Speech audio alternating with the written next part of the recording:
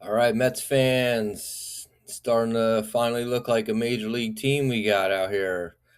After the disappointment of the sweep last weekend in Miami and then the most recent series against the Reds, had us at a 5 game losing streak. We were able to take the last game of the series against the Reds, and we got the Marlins coming up to face us.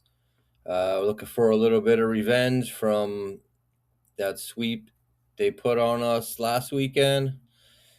So hey, we got to start. Got to start winning series, sweeping series. Coming up, the series is the last for the month of May. Trying to finish the month with a winning record.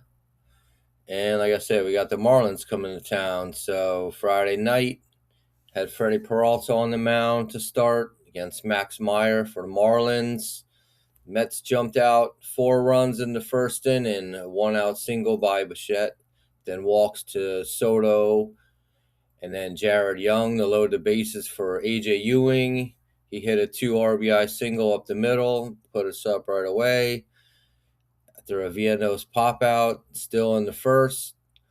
Ben Steele second after a pickoff attempt where the pitcher threw over to first. Did like I don't know if it was a plan or design play where he kind of like fake like he was sliding back to first and then stop right away. Maybe he just realized he's going to be out, so he got up real quick, took off to second. The first baseman there, he grabbed the ball, tried to get Young, who was off the bag at third, but he slid back safe. Ewan went up to second.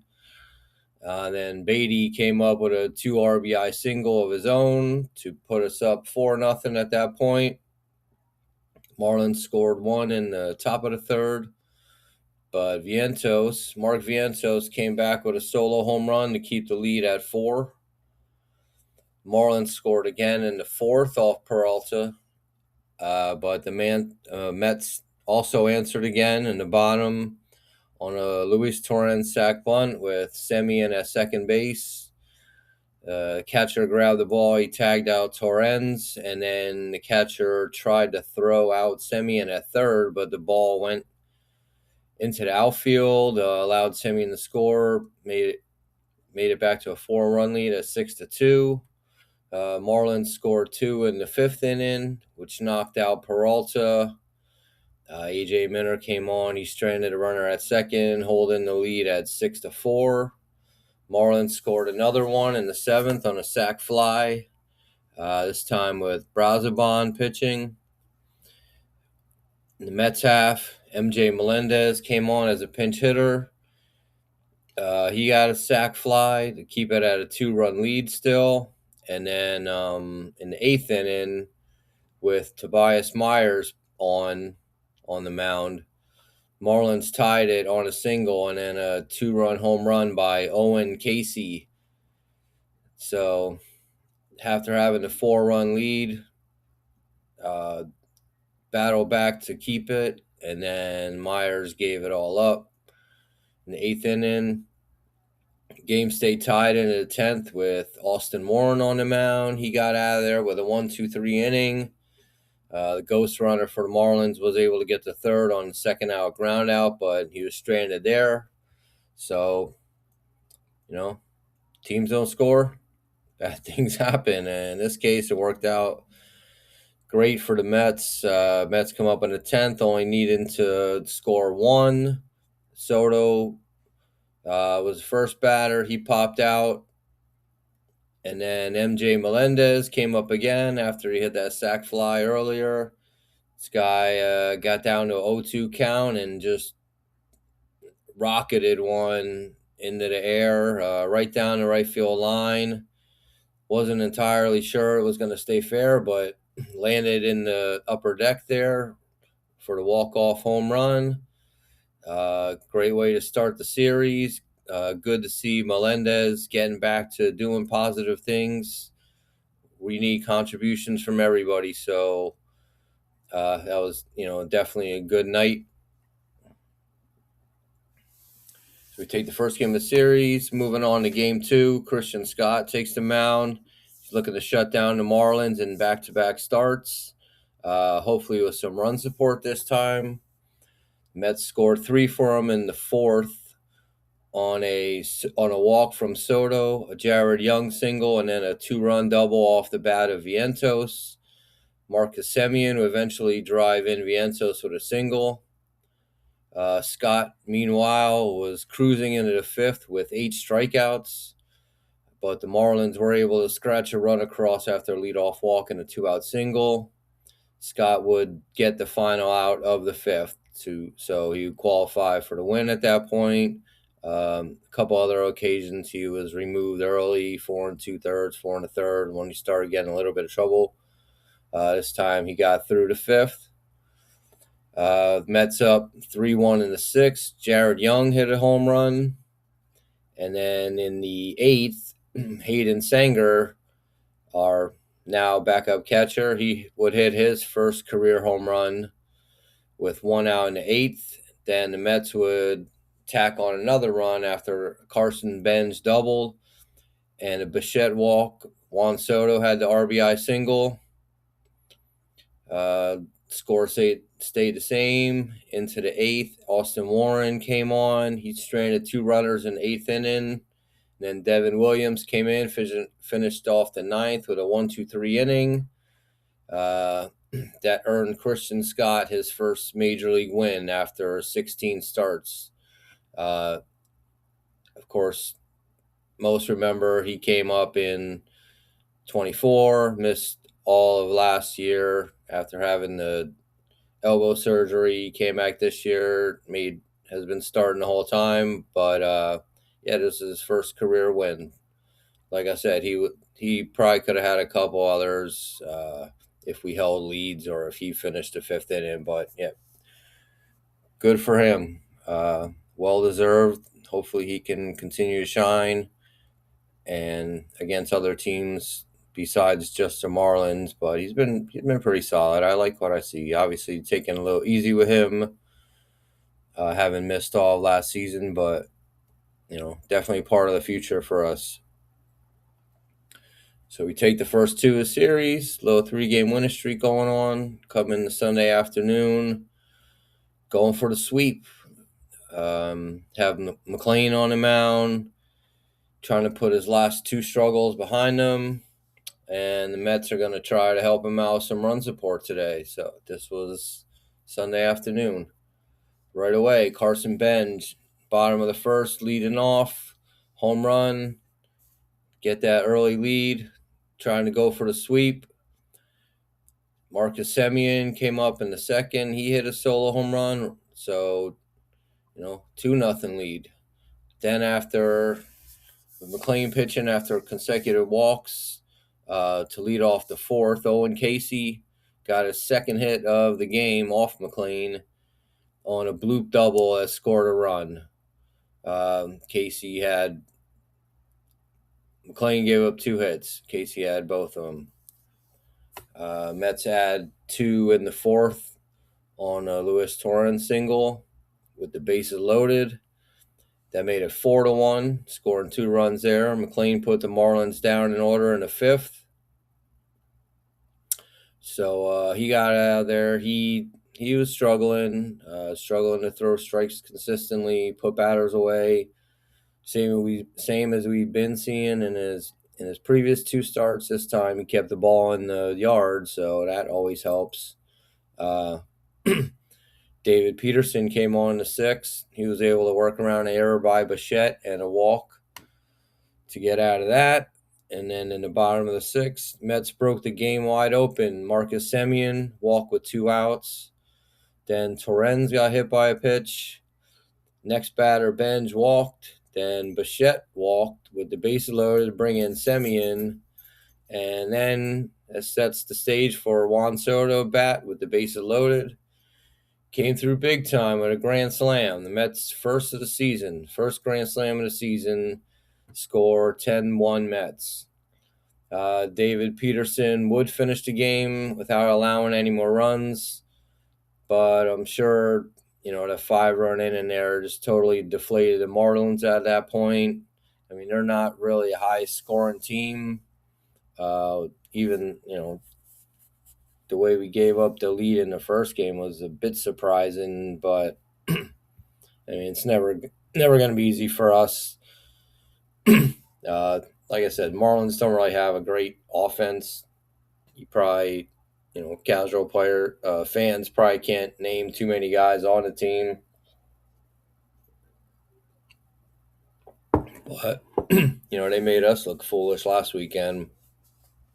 It was mostly because of our lack of offense that we got swept there, but we were able to turn around, put the sweep on them this time.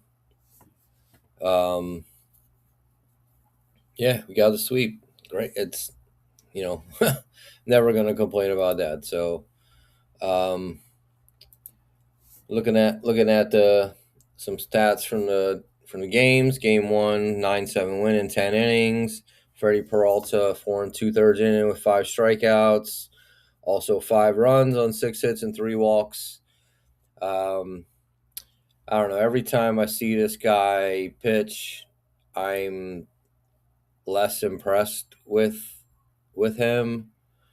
I mean, he's a good pitcher. Don't get me wrong, but he's he's on he's about to become a free agent. I don't really see him as the type that's going to command like a number one pitcher type salary, although he's going to probably get it from somebody. I'm not really looking for us to do that, especially long term. That's what he's going to be looking for, a 5-6 year deal. Not really sold on that so far. We'll see how the rest of the season plays out and what goes on there. I mean, obviously, if we fall out of the race or fall further out, may look to even trade him. Who knows? But I'm not impressed, and I had high hopes for him. Tobias Myers gave up the tying home run in the first game. Afterwards, he was optioned back to AAA. Kind of a mixed feelings on this.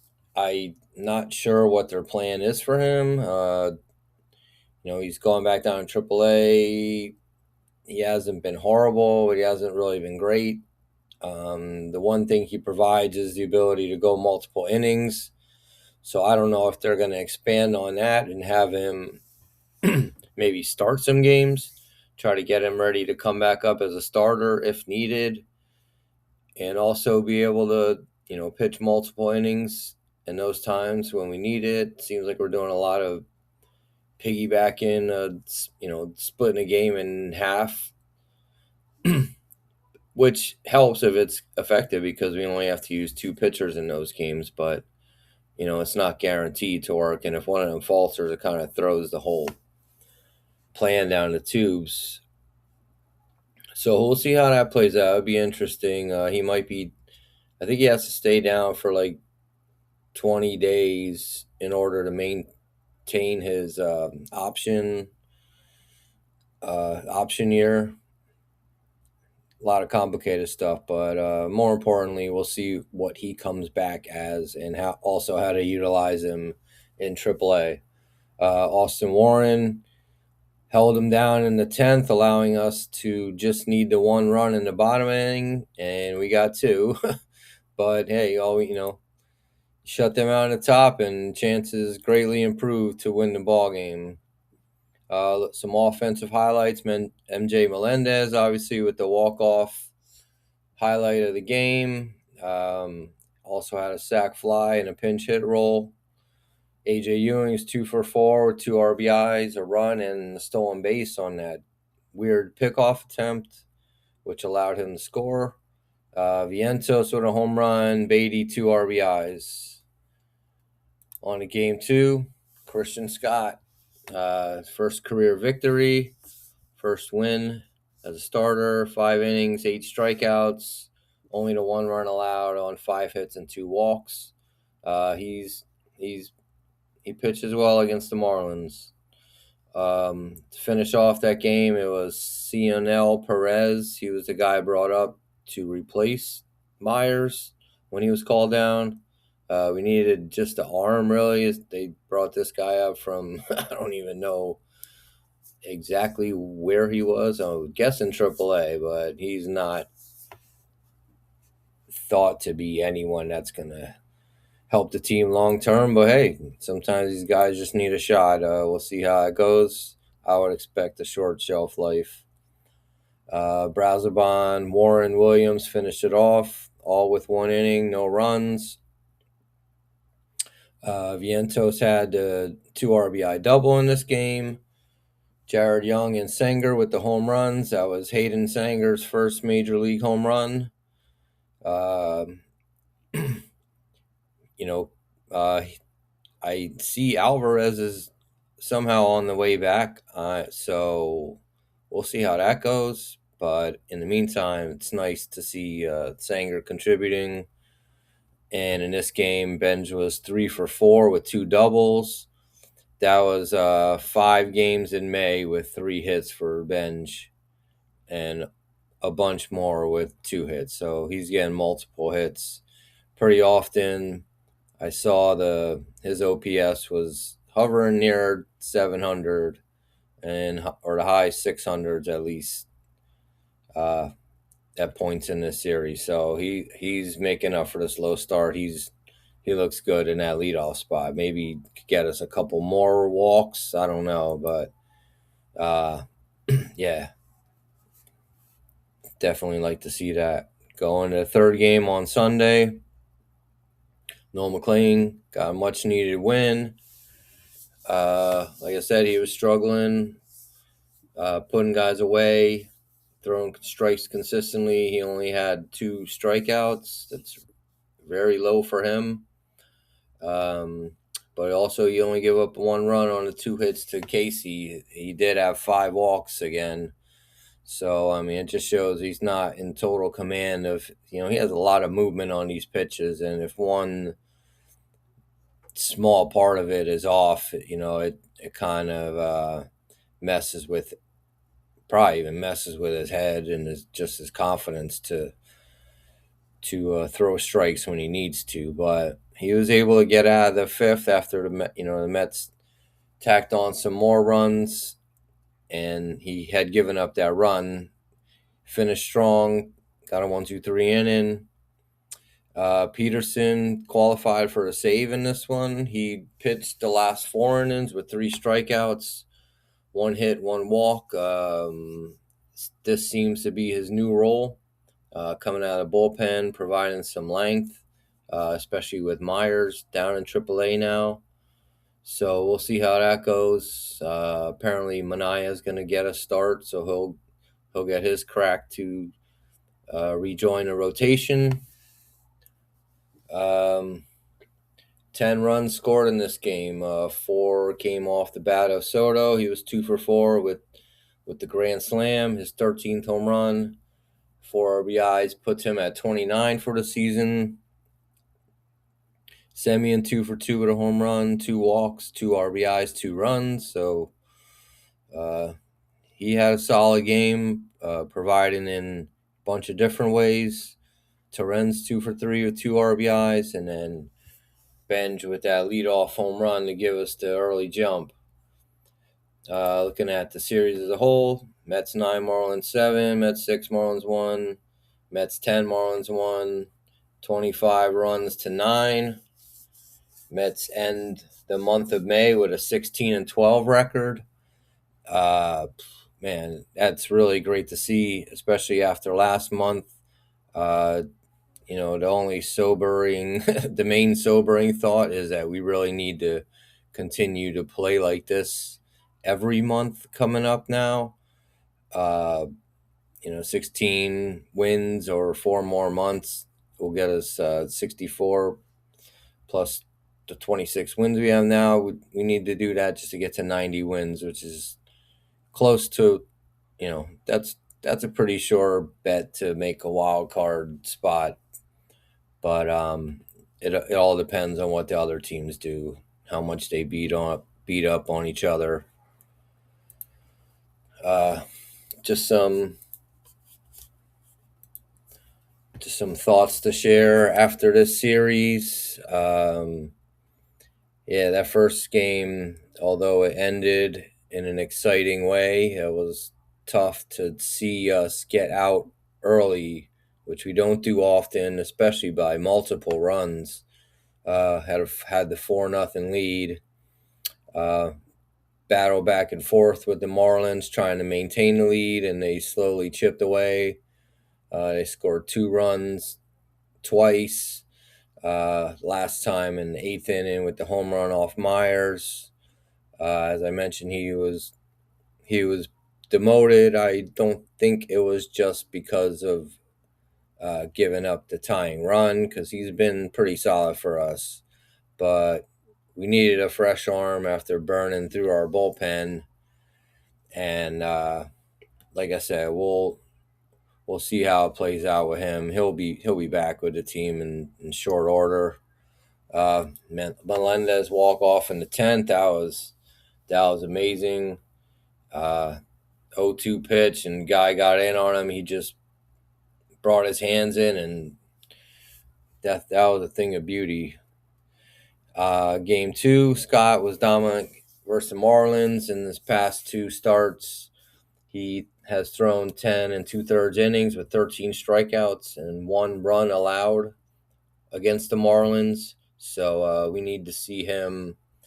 Like I said, we need to see him do that against every team. Uh, but that's great for him. Give him some confidence to build on. As we get through the season, as he's coming back from his surgery, and like I said, he earned his first major league win, so that's always nice. It's always nice. Game 3, McLean struggles through 5. He was able to get through 5 to earn the win, and we helped him out with a ton of runs. The 5-run inning there put the game out of reach, and we cruised to victory. So, yeah, excellent. Just, I would say enjoy this one for now. We got a tough road ahead. Tough month of June coming up. Started off with a little West Coast trip to Seattle and San Diego. Then after that, we play all the teams that are ahead of us. You play Philly for the first time, play Atlanta for the first time, um, play the Cardinals. Go to Cincinnati. Got Cubs coming to town, and then finish it off at Toronto. So tough interleague game as well. So hey, we got our work cut out for us after the horrific month of April. Fought back, redeemed ourselves a bit, got a winning month in May. 5.5, currently 5.5 games out of the wild card. So, and we are also, after beating the Marlins here, we move ahead of them in the division, which, doesn't really mean too much, but we're we're moving in the right direction. That's about all you can say on that one. Yeah, we don't even really get a day off. We play starting Monday in Seattle, so they're flying out there as we speak. Hopefully, already out there. 3 games in Seattle. Get a day off on Thursday and play 3 games in San Diego. So, little road trip, another West Coast trip. Yeah, we've had a couple now, a couple quick ones, and some mixed results in those. But we do get a crack at Atlanta. See what they're bringing. They come to city. Then we start playing. Like I said, we start playing Philly couple series. So we'll see how we match up against those teams. Atlanta's obviously the cream of the crop right now in all the Major League Baseball. Best record. Phillies, after changing manager, they're back around 500. I think they They just had a tough series against the Dodgers, but they're still hanging in there, right around 500. We just got to keep playing consistent. Hopefully, we'll get some of our guys back soon. I see Polanco doing okay in his rehab stint. Um, I'm sure we'll start hearing about Lindor getting back in the swing of things. And like I said, I was totally surprised that Alvarez is set to begin a rehab start. Um, he had the knee thing where he tweaked his knee. I don't know. I don't know what to think about that. When I think of a catcher having, they probably all have bad knees to some degree, but have an actual injury and, I don't know how that's going to work out. Maybe I'm sure he'll spend a good amount of time at DH. And luckily we have Torrens at the backstop. One of the best at throwing out runners, and he's a good asset to have, especially defensively. So yeah, just enjoy this one for now. Only the second sweep of the season. Just trying to regain a little bit of momentum we had, and then last weekend and into last week was just you know not good to watch. Probably would have been. I mean, the sweep in Miami was bad, but if we were able to take 2 out of 3 against Cincinnati when coming back home, that would have softened the blow a little bit, especially knowing that we came back and swept the Marlins this time. I don't know. Hey, we got what I wanted in May, so we'll take it little by little. Like I said, we just got to keep playing consistent. Offense got to get going. We saw some good stuff this series. A bunch of runs, more than we've been seeing at any point. And we just we don't need to score 10. Soto's been lightening up, definitely carrying us, but as you saw in this series, it took a whole team effort. Everybody contributed something, it seemed, and that's how we got to do it going forward in order to claw back into this. So hey, got a road trip, some late games, so those are tough to watch live.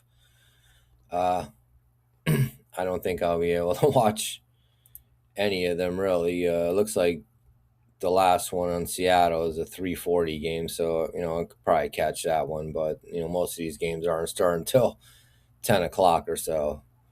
All right, hey, let's enjoy this one here. It's nice to see us beat up on a team, get a little bit of revenge on a team that swept us, a team we should beat.